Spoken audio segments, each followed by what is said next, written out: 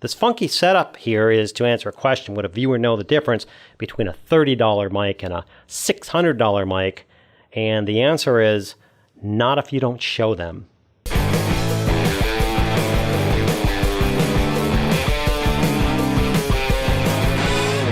It occurred to me that I never made a video on this. You got all these mics sitting around. We've got lapel mics, we got iPhone mics, and we got shotgun mics, and we got mics ranging from $100 to $1,000, and we've got a $400 recorder over there, and a $200 one here, and a $99 one there. We can look at reviews of mics and recorders and how they compare from one to the other, but here's the thing. You don't want crappy sound, right? Well, if I compare this $90 shotgun mic made out of plastic to the $600 mic made from the sole of a tank, they're not going to compare. And I could certainly show you a $3,000 shotgun mic that would not compare to this one. It'll be built better, it'll sound better, and all that. The thing you need to pay attention to is that your sound is not crappy. In other words, it's acceptable to the viewer. Does the sound you hear right now work? Sure it does. You can hear me. It doesn't sound like I'm in a tin can, and it isn't overprocessed. While I'm recording with this Stony Edge mic right here, it's about $30, and it's plugged into this little cheap Zoom H1. The trick is it's close to me, the levels are set right, they don't overpeak, they're not too low, which both cause distortion when I edit the sound later. The only time when you would feel like you're getting crappy sound out of your equipment is the equipment really is crappy, or you didn't set your mic close enough to your mouth, or you set the recording levels too high or too low. The point is you are always going to look at the next best and higher cost microphone or sound recorder, compare it to what you got, and think you need it. Instead, trying to get the mic you are using close to your mouth, the level set correctly, any weird ambient noise around you shut off, and test your sound until you feel you can get the best you can get out of the equipment you have. It is not necessary, unless you're making a short film or something, to hide the microphone, and in fact, it's totally legit. Set the microphone in front of you while you're doing episodes like this. Well, maybe not like this.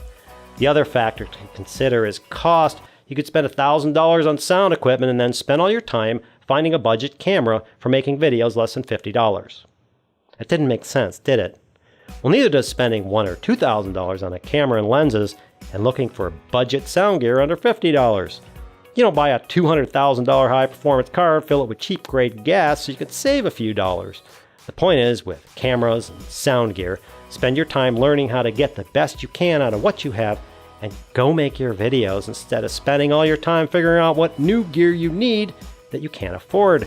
If you can't get decent video or audio quality out of the equipment you have, more than likely you're not using it properly or it's defective or cheap.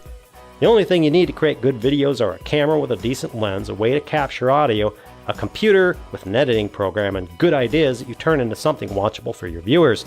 I didn't even include lights in that, since you can use the sun. Everything else you get is an addition to what you already have to make it a little bit better.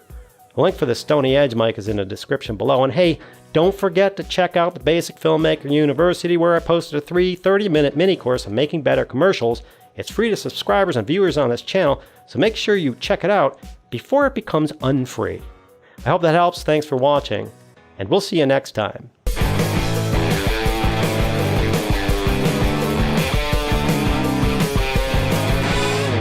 Well, if you don't show the person who's watching the difference, then they don't know any better. So let's switch to this mic. Now we're on the NTG3 into a $400 recorder, and obviously it's night and day. But who cares? You didn't know anything was wrong until I switched between the two. And that's how gear manufacturers sell you stuff. Okay, that's not really how they sell you stuff.